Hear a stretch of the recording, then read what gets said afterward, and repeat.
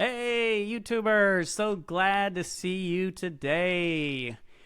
We are not by ourselves today. We have our friends Josh and Heather with us, and they're going to be talking about how to keep a marriage fresh.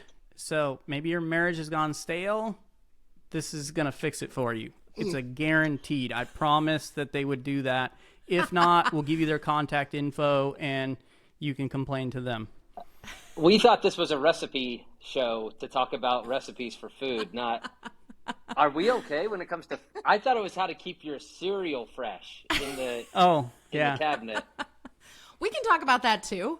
That's interesting. I don't know that either. I looked up other YouTube videos to find out, and we'll just I don't know. We'll talk about marriage. Well, we're married too, so that's good. That does help. That's a positive. So we're going to dive right into the recording. And so let's gather around, everybody. It's time for a family meeting. The Family Meeting is a show that's all about family relationships. We're the Osterkamps. I'm Thomas. This is my wife, Lysandra. Hello, and welcome to our family. Welcome to episode 140 of the Family Meeting podcast. On today's episode, our topic of discussion will be how to keep marriage fresh after many years together. And we are very excited today to have special guests, Josh and Heather Teis, with us. Welcome to the Family Meeting, Josh and Heather. Thanks. We're glad to be here. Yep, I'm excited. Let's do this thing. All right. So we met Josh and Heather. Yeah, go ahead. You got a question already? No, well, I already have a question because our daughters are wondering, our daughters fell in love with your daughters. Your daughters fell in love with our daughters. Yes. At a recent event we were at. And when are you guys coming to Vegas so we can walk the strip and see the sights and go to dinner? Not soon enough. Yeah, we need to do that. We're always disappointed when the events aren't at Vegas. Yeah. Yeah. But they will be soon, I think next year or 2025 anyway. Okay. We'll be there. So we met Josh and Heather at our first time attending Idea Network conference in Las Vegas 4 years ago, and we were immediately impressed with how they work together as a true team in ministry, much like Lysandra and I do. We could see their love for one another, their love for people, and most importantly, their love for Jesus. So we're so happy to have them on today, and we know that they will be a help to you in your marriage. Okay, before we dig into this episode, since we're talking about keeping marriage fresh and alive, we have to just do a quick shout out for our Relationship Refresh retreat that is coming up July 21st and 22nd in Orlando, Florida. So it's a fantastic location. The Point Hotel is where you can book your room, and we have a room block there for Relationship Refresh. The cost is only $95 a night. You cannot beat that cost. Fantastic. The cost of the conference is $25 a person. That's $50 a couple. So you're going to get a deal, and you are going to hopefully bring some freshness back into your marriage. So sign up for that today. We'll have the link in the show notes. So let's get to know Josh and Heather a little bit. So what do you guys do for a living? Okay, well, Car salesman. I'm a car salesman, and Heather, You would be excellent Heather's a at dental that. assistant. Yeah, I'm in the repair shop. yeah, she's a mechanic, and I wish. I sell the cars. I have a secret little dream of I hate how we can't fix our cars because they're so computerized. Right. So we have this dream. He wants an old car to Yes. drive and look cool in. Yeah. And I want him to have an old car that I can learn to do all the things and fix because it drives me crazy. Perfect. So Thomas, don't confuse it. It's not. We did not say Josh wants to remodel an old car over a 3-year span and then drive it. She wants to do that, and then I'll I drive have no the car. clue. Lysandra, you've got all kind of skills doing stuff. I have some minor skills with repairing electronics, nothing with cars. Okay. Nothing. So it's next on the Body list. work skills, yeah. So I'm going to have some training. What we actually do is Heather and I planted a church in Las Vegas now 19 years ago. And this August, and we've been there ever since. And so we lead that church and minister together and consider ourselves both called to full-time ministry and love pastoring the church together. It's been a lot of fun. That's fantastic. I absolutely love to see how you guys work as a team. It's very inspiring to us. Heather, we know that you have a bunch of responsibilities that you juggle. Tell us what your title is and kind of what you do. That's always a fun question because I kind of have three titles, so I never know which one. I mean, literally, I have a business card that has the three titles on it. Actually, I think only two because one is staff care, so I don't need that on the business card. But as our staff has grown, that's something I've definitely stepped into the role, helping one of our executive pastors with that. And then ladies ministry, I'm the ladies director currently. So running ladies events, trying to build any kind of ladies leadership, small groups, things like that, fellowship activities. And then also counseling director. So I am not, in fact, many people hear that and they think, oh, she's like certified. I'm not a professional therapist. I've had some biblical counseling training. And so that's what we do. We train our folks in handling short-term solution-based issues. And then we refer them as needed. And we have normalized as we have gotten to know different community partners, true Christian. By the way, this is just a freebie. I know we're talking about marriage, but hey, we may be talking about counseling for marriage. Don't just go to a Christian therapist. Like, you need to talk to them and vet them. I've done that in town as part of my role in leading the counseling ministry. And I've met some wonderful folks who are so Bible-based, but also professionally trained that I would send my daughters to. I can't give higher praise than that. But then I've met others that I thought, I don't know that I could send anybody to you because I don't think you truly believe the Bible. I'm not even sure if you're definitely not walking with God. Not even sure if you're saved. So anyway, so we've kind of led the way in that. And so we partner with some great therapists, but we also have trained our folks, and I lead that ministry and how to kind of do the short-term counseling. Did that sum it up? Did I say that right? Yeah, I think so. I agree. Yeah. She does all of those well, actually. Sounds great, but sounds like a lot of stuff going on. So along it's very seasonal. along with leading a church in Sin City, you started and lead a group for ministry leaders, the Idea Network. Josh, you're also on the board of a mission organization, and you've got kids. So how many kids do you have, and what are their ages? Yeah, we have 3 kids. We have Jonathan, who's 19 years old. He'll be 20 in September. Is that crazy? We're going to have a 20-year-old. It's crazy. How is that even possible? He's a junior at Liberty University. I just got all the feels, like all the feels. I did not have any feels. I felt old. I felt sad. I felt excited. Myself giving 20, like all these things going through. That is all the feels. Yeah. I'm not feeling anything. I don't really like our oldest child that much. I'm kind of glad he's on the way out. He and Jonathan, that's of great. course, we know he's joking, but I have to tell you, I've been surprised. Because, I mean, they're close, but not like just like crazy. But when Jonathan left, there was definitely a gap. And he has felt it as he is with 3 women. It makes me sad. And he misses his guy buddy. Oh, yeah. I never had one. I never had a guy buddy. I know. For you, like, all I'm ever watching is Miss Marple and Anne of Avonlea. I'm like, come on, where's the testosterone? And it's gone. So, Thomas, you have all of my sympathy. Yes, thank you. I need it. It's all girl all the time, right? It's all all femininity. Yeah. Mm-hmm. Wow. So we've got that oldest one. He couldn't be farther away. Yep. He's in Lynchburg, Virginia. He's studying national security as his major, and he's in the ROTC program. So he's on national security. Nice. So he's on his way into military service, and that's his desire. Yeah. And then we've got our second is Savannah, who, of course, Savannah and Scarlett just had a great time. Like we said, they all love volleyball. So do your girls. So they connect on that at conference. But Savannah is 17. She'll be a senior in high school in the fall. So we're about to launch our second one. So again, all the feels for me over here, because I'm like, oh, all the senior year stuff. That it's been a lot of work leading out to it. Now that we're there, I'm like, oh, now it's all the sentimental and some of the fun stuff, like starting to look at what do you need for college. And, I'm already looking at senior gifts. I know it's too early, but I'm okay. Like graduation gifts. I'm like, oh, here's something cute we could get her. And I won't say in case she listens to this, but yeah, I'm feeling that. And then we've got our little firecracker, Scarlett. Yeah, she's 14 and she's going to take over the world. Yeah. Yes, and probably. We're hoping and praying for good. Yeah, she could definitely be Lex Luthor type of person taking over the world, but she could also be a good person. We're still, we'll all find out. Change the world. We will all find out. I think it's going to be awesome. Yeah.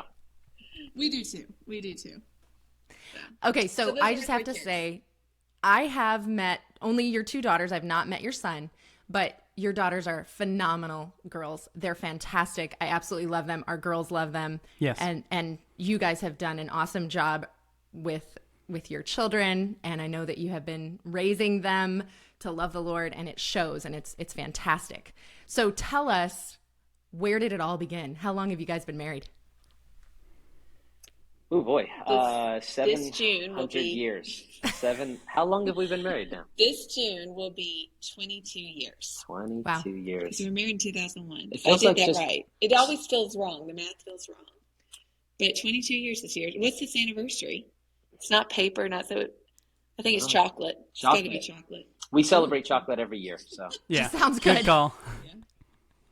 Very good. Yeah, 22 years. So June of 2001. We've been married ever since. And it's weird. You guys have been married a long time too. Sometimes it feel like sometimes it feels like it's just been forever. Like you don't even remember a time you weren't married. And then sometimes it feels like just yesterday. Has that ever happened to you? All the time. Well, at this point, we have passed over the mark where we've been married, not just like together dating type of thing, but like we have been married, living together longer than we were single. Right. So I don't even remember that early part. And plus those early years I try to forget anyway. Without you, life was not worth living. Now that's fresh talk right there. Take notes, fellas. Yeah. So with all that you both have going on, how do you find time for each other? Well, I think we kind of addressed this from the beginning. It's similar to you guys. We've always seen ministry as a team calling, and also learned that a great deal from mentors of ours, his parents, especially Dave and Anna Teis, who are in full-time ministry, and they approach ministry with like the whole family does it. Yeah. So that's been our thing from the very beginning. I mean, before we even had kids, we were in the office a lot together. I was helping you run children's ministry. And so that's a privilege that we've had in ministry and an opportunity I'm thankful for. So I think that's been a big part of it.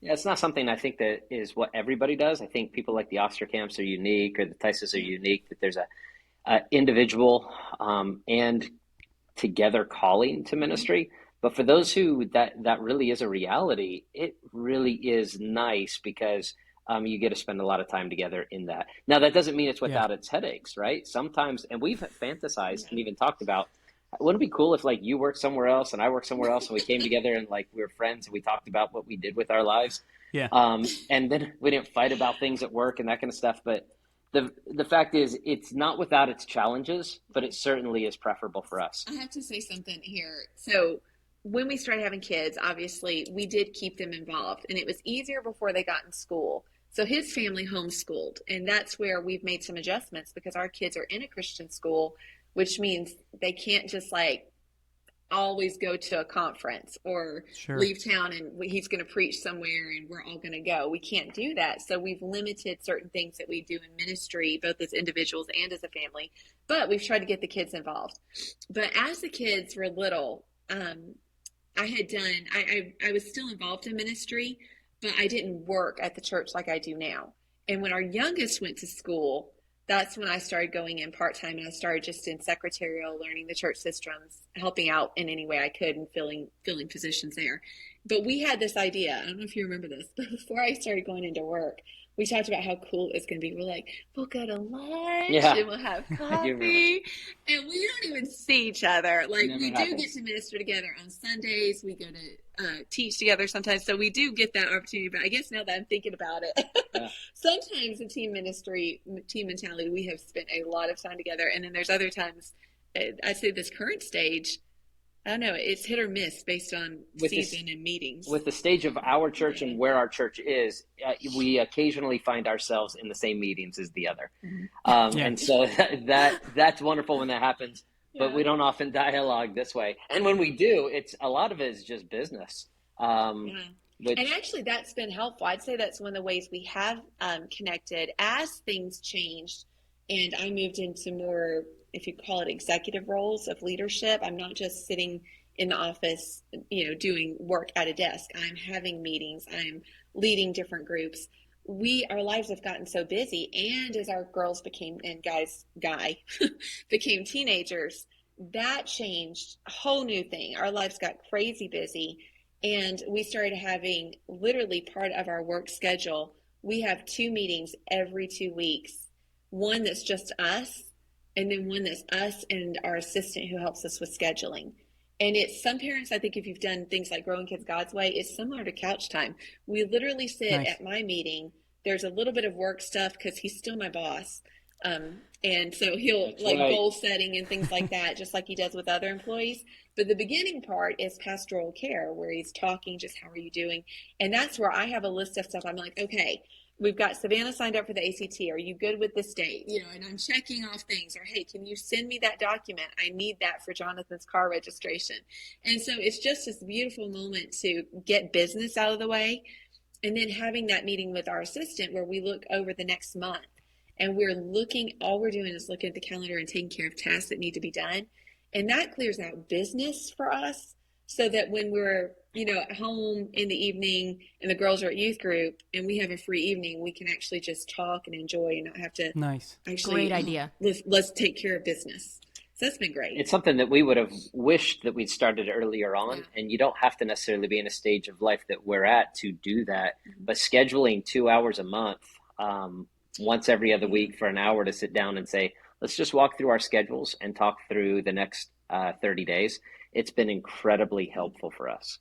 I love that. And then I you've love that. always been really good at scheduling date nights and trips, and I'm really great at going on those Yeah, date that'd be night the trips. third way.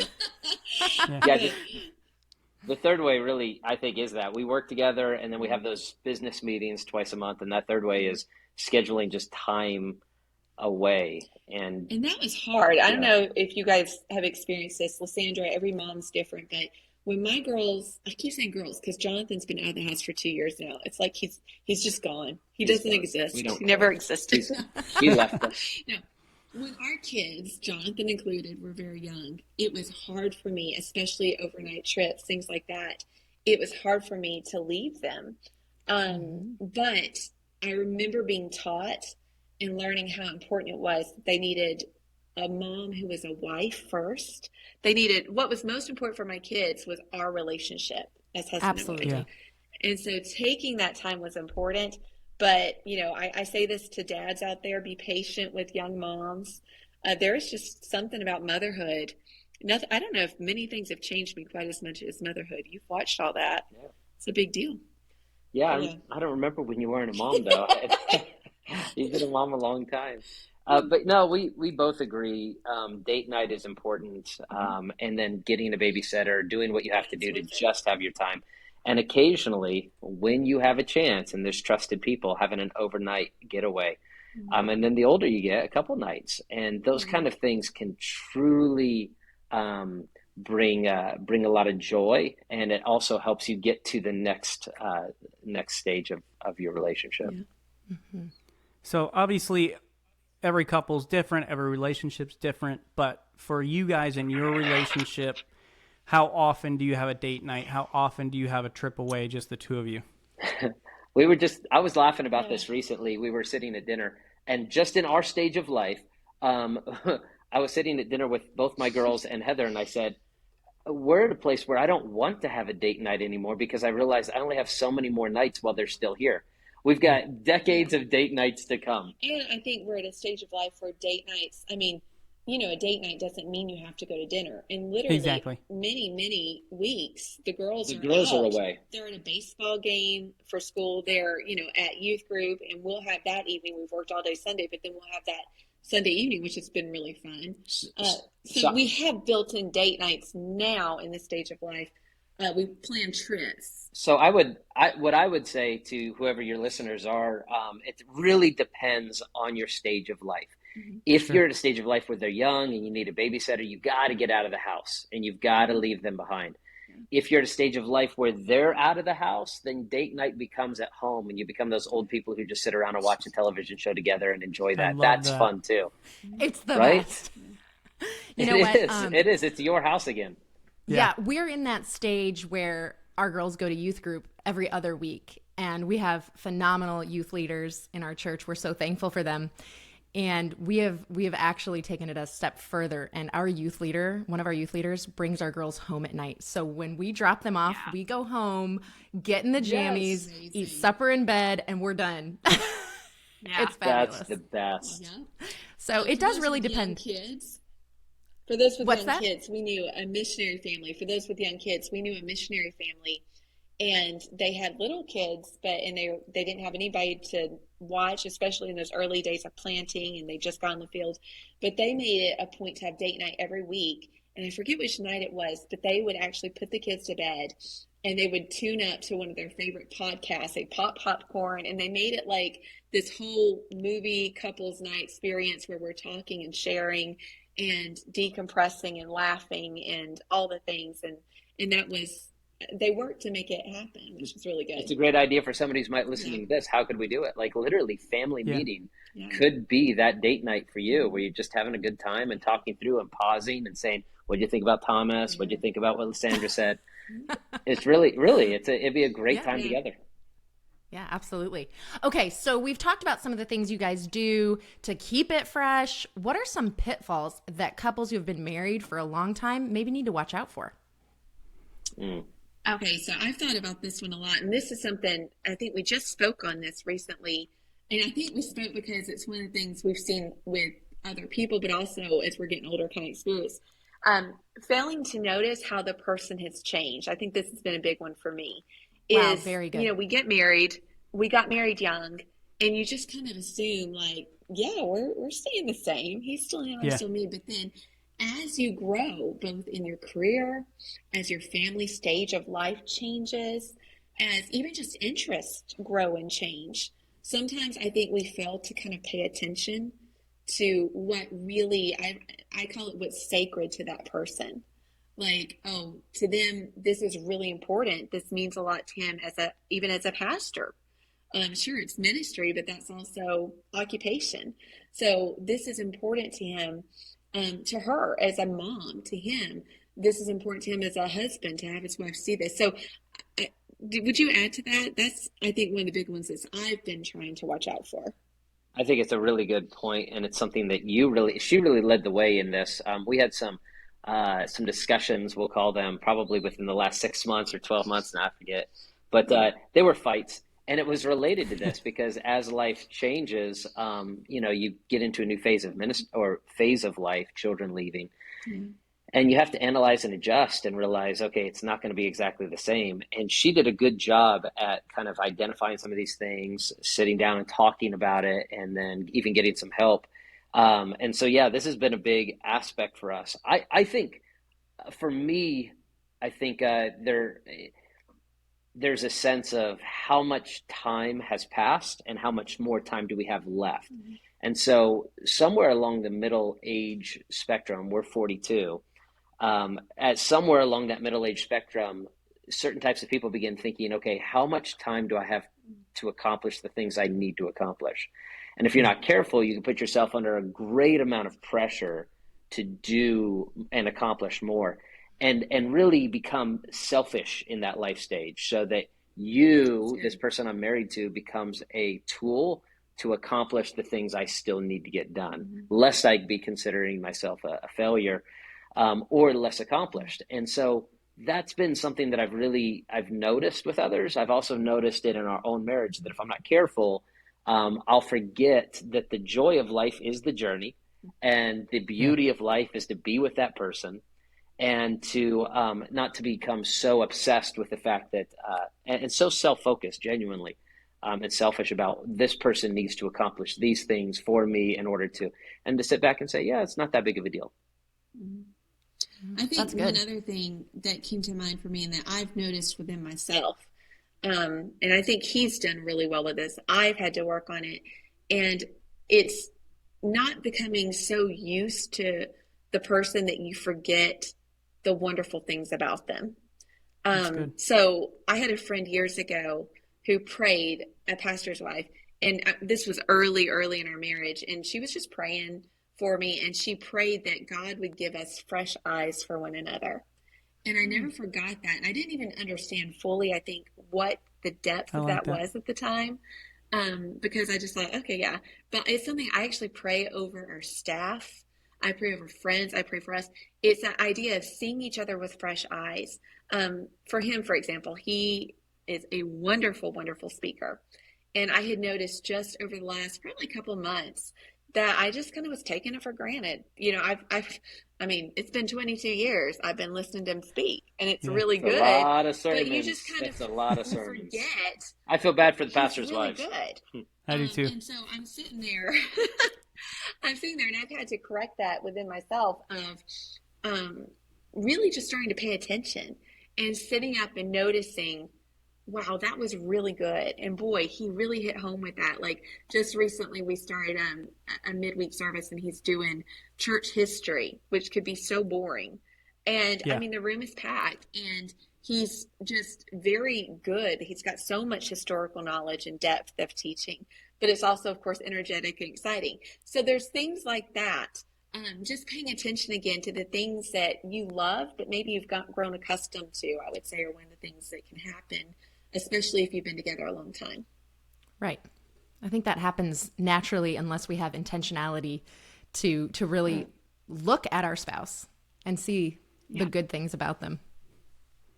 So Lysandra and I got married young, just like you guys did. And when we first got married, Lysandra wanted to make no decisions at all. Like she absolutely hated making decisions. And so she would just turn to me, and it became a cycle of I just make the decisions of what we watch, where we go, what we eat. Mm-hmm.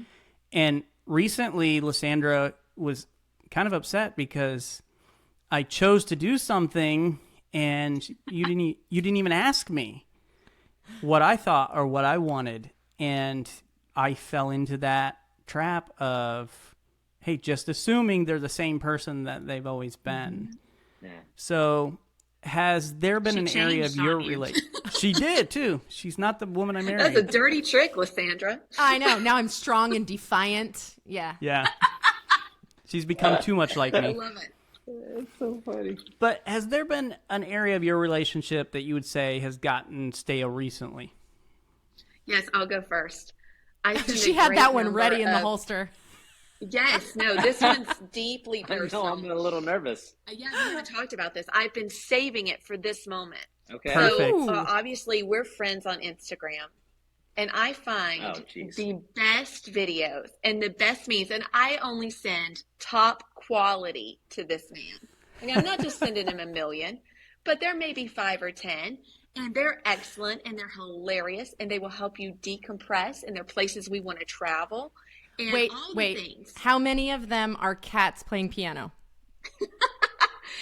It depends on how funny the cat is. Yeah, it depends. She's thinking about it. Again, it's got to be quality. Okay. Like, I'm not just sending every cat video. It has to be top-notch. Okay. So here... And he is not getting to them. He's falling behind in spouse homework.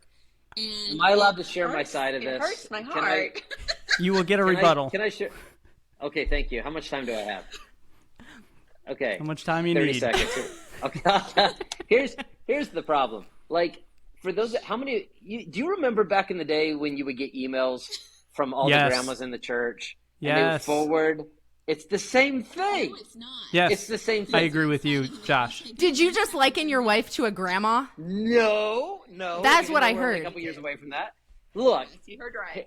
Here's the thing. It's the same thing. The grandmas would send all these emails, and they're like, Pastor, did you see that forwarded? No, you forwarded it to 1,000 people, and it's not that interesting, and I'm not interested. So yeah, I am stacked with all sorts of memes and videos and reels from our girls, from Jonathan, from you. Like, it's so cute. Pictures from when they're little or whatever. It's all that's quality fine. moments. No, it's not always that. Sometimes it's just like busy. Sometimes it's just like a street musician.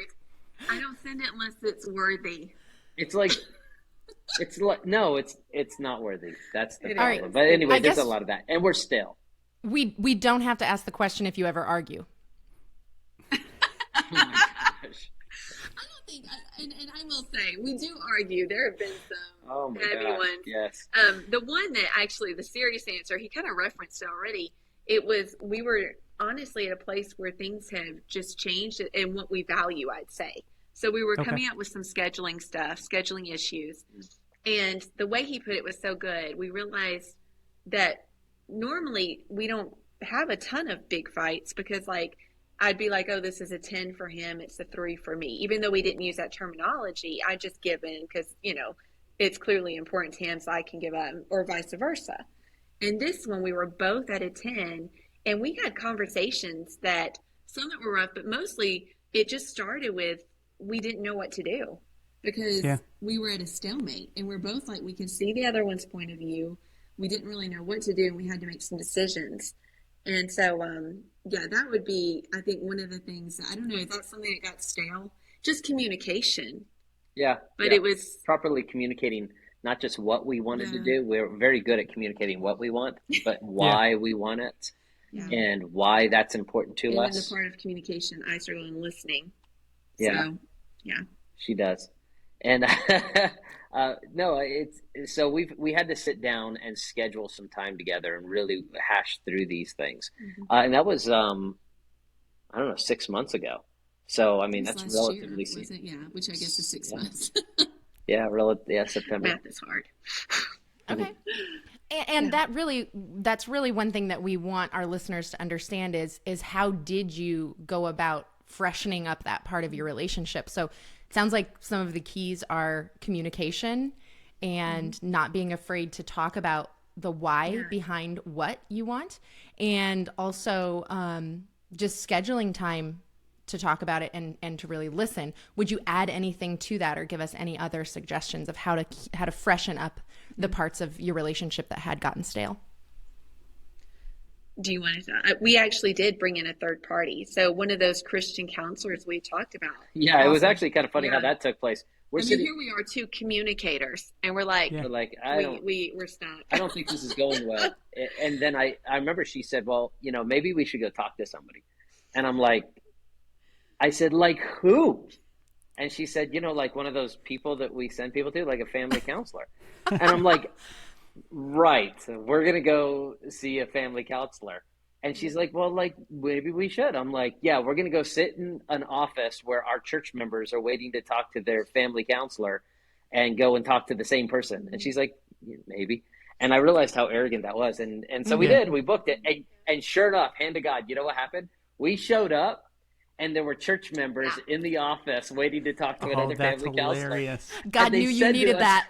It was so funny. They said to us, they're like, it was Halloween time because I remember there's Halloween candy. And they're like, Pastor, what are you doing here? Are you here to counsel somebody? I'm like, no, Heather and I've been fighting. I said, Heather and I've been fighting. We need to talk to a family therapist. And they're like, oh. And they just sat over there like really like their eyes like this. They haven't been back to the church. Have you noticed that?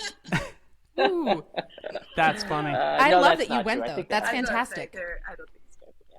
No, and we've been there, I don't know, 3 times or so. And with the same lady, she's great. She's a pastor's wife, had been serving God for many, many years. And she's so gifted in helping us communicate. And if you've never actually done proper counseling or been to counseling, it's really what it is. It's somebody who can kind of referee the conversation and be an impartial character witness in the conversation and say, this is what she's saying, and this is what he's saying.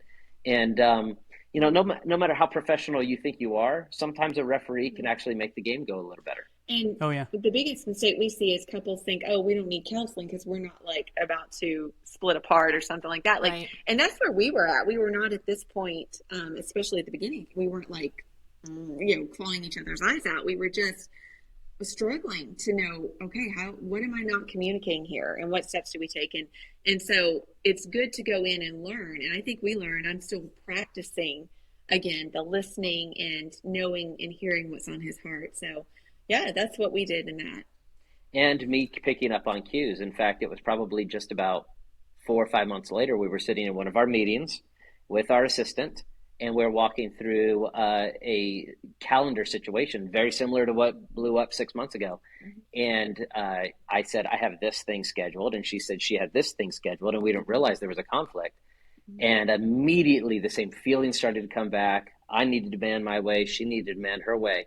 And I don't know what she learned from that. I can't tell you what I felt. I remember thinking, no, it's not worth it going down this road again. I remembered some of the things the counselor said. I backed off, not immediately, but probably within 4 or 5 hours, I texted you and said, hey, don't worry about it. I've decided this is what we're going to do. He took the lead in being gracious in that. I'm still working on principles. Too often I get nervous in any conversation that can feel confrontational, I guess. And so I'm immediately like trying to be defensive and tell him what he thinks and solve all the problems so nobody's disappointed and everybody wins. And that comes off and is really insensitive, not hearing what's on his heart and what he's feeling. So, yeah. So in the end, it actually helped us have tools necessary to continue in this stage of marriage. That's great. I'm so glad that you shared that, because we like to tell people in our premarital counseling sessions to think about going to a professional counselor, maybe at year 1, maybe at year 5, not because you're in trouble, but call it maintenance. Like you would give your car an oil change. You would take care of your home, your air conditioning filter, whatever. Because counseling is not just for when things are about to blow up. It's great for maintenance. It's great for making things just a little bit better and freshening things up. Right. And I think there are things other than just counseling to keep it fresh too, like going to the marriage conference that y'all are hosting in Orlando. Those kind of things where you have 2 days to just refocus on your marriage. Yeah. It's huge. Right. It's a great way to take your car in for maintenance. Yeah. Yep. So other than counseling and going to a relationship refresh, get your tickets now. Shameless plug. What advice would you give to couples out there? Maybe things have gotten stale for them. Maybe they just don't feel like that love is what it should be, and that relationship is what it should be. What advice do you give to couples in that scenario? You want to go first?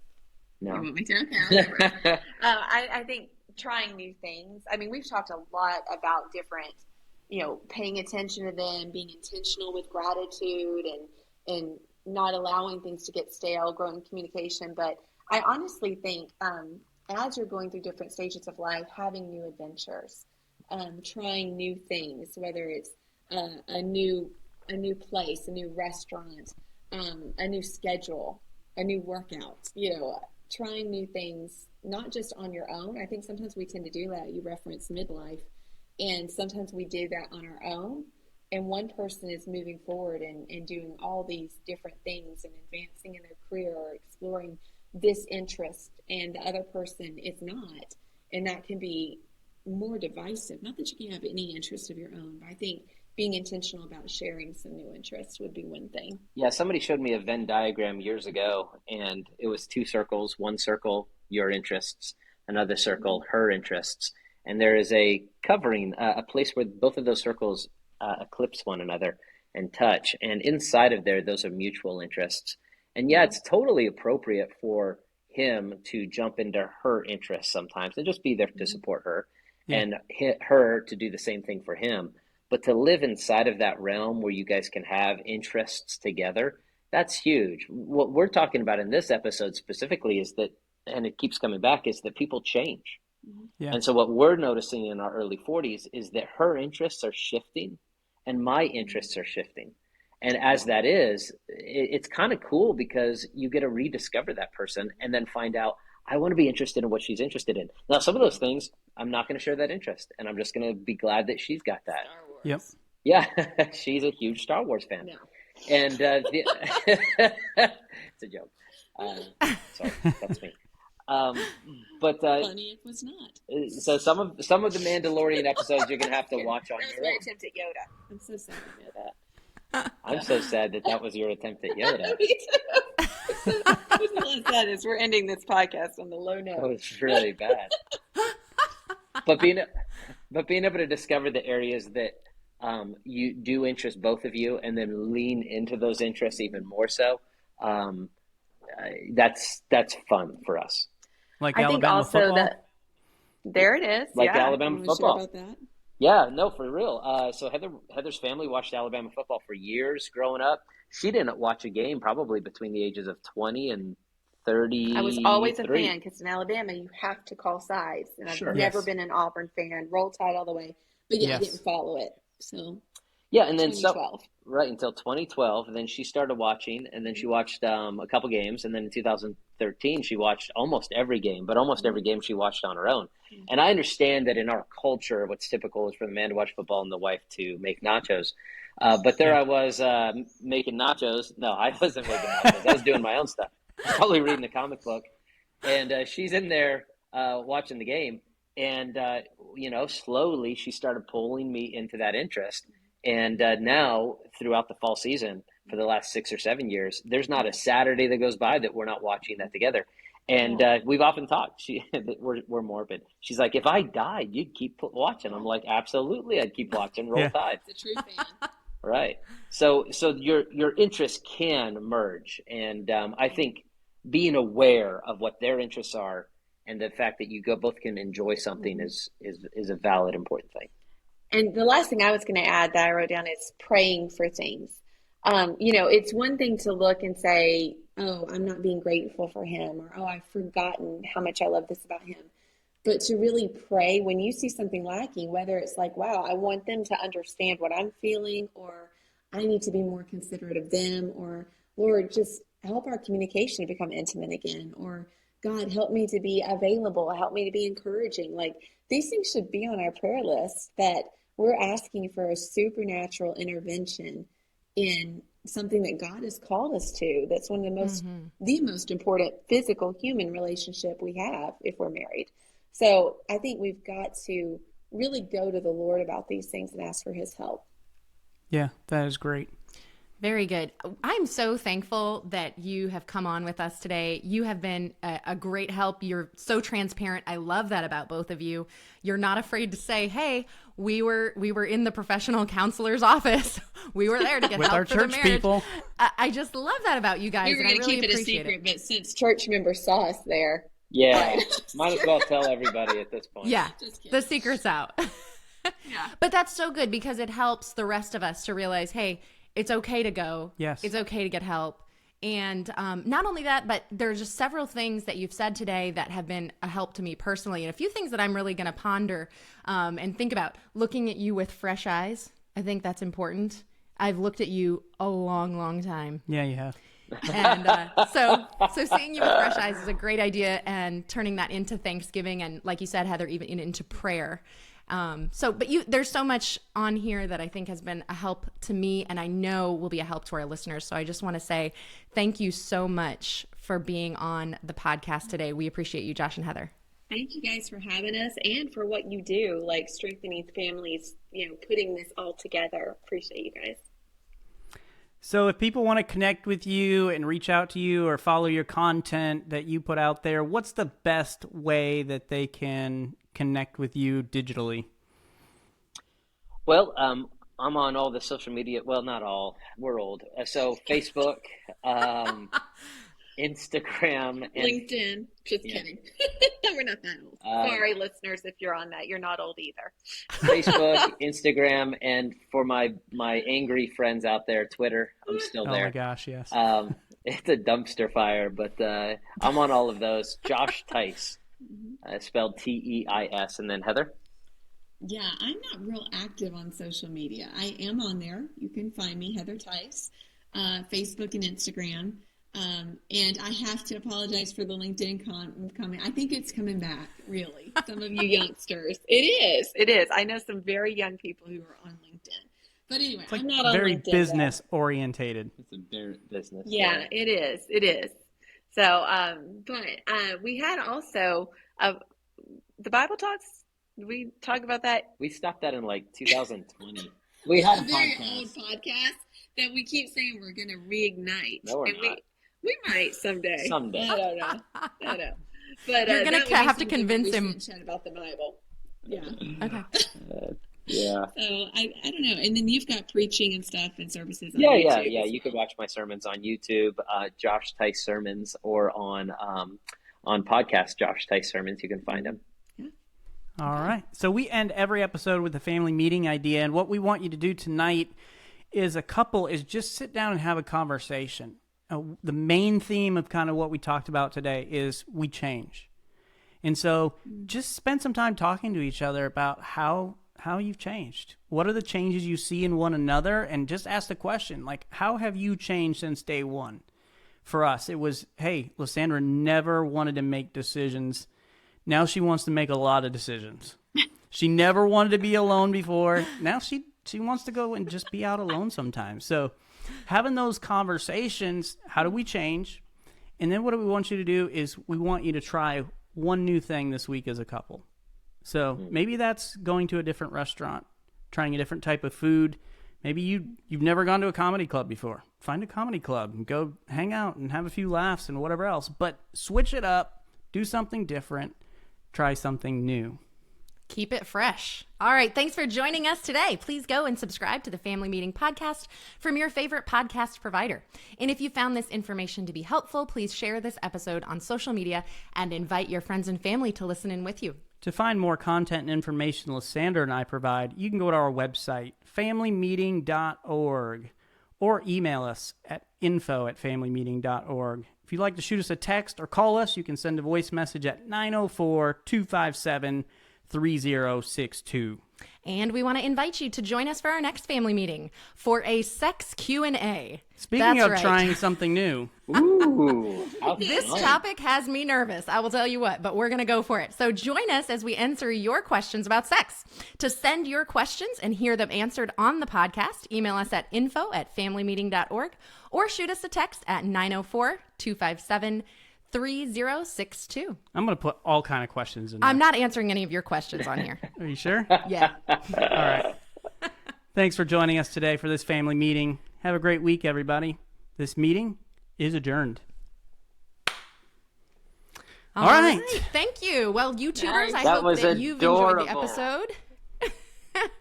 we're still on. I was going to say You're that was still on adorable. YouTube. Say something crazy. Oh, sorry. Oh, YouTube. I was about to say, YouTube. I know it ends with like the family meeting. Yes. All of our know, guests yeah, on it's YouTube. loud. YouTube. You didn't do that. Here. Oh, So There it is. send us your sex questions in the comments right there on YouTube. Go for it. Yeah. I'm Give them terrified, the but hard go ahead. Questions, guys. Like, Yeah. Josh and Heather, send us your questions. We will not say that they're from you.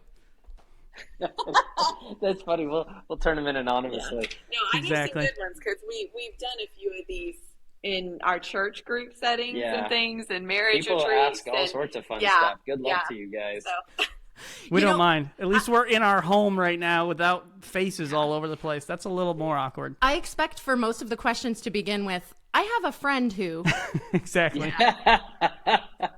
Yeah, that's funny. All right. We'll see you all next time. Bye-bye. bye, guys.